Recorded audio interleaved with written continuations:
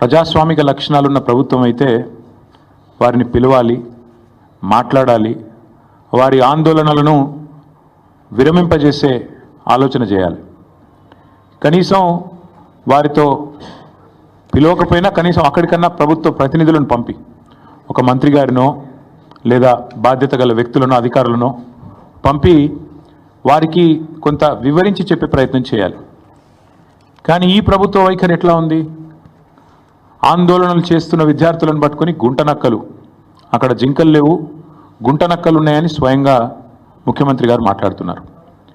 ఇంకొక మంత్రి గారు అయితే పేమెంట్ బ్యాచ్ అని చెప్పి విద్యార్థులను చిన్నగా చేసే విధంగా, వాళ్ళని అల్పంగా చూపే విధంగా ఇంకొక మంత్రి గారు నోరు బారేసుకుంటారు.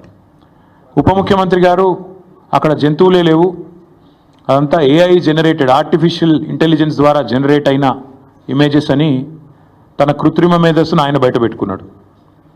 ఇది పరిస్థితి. మేము ప్రభుత్వానికి చెప్పేది ఏమంటే, ఇది దాయాదుల పోరు కాదు, ఆస్తి తగాదా అంతకంటే కాదు.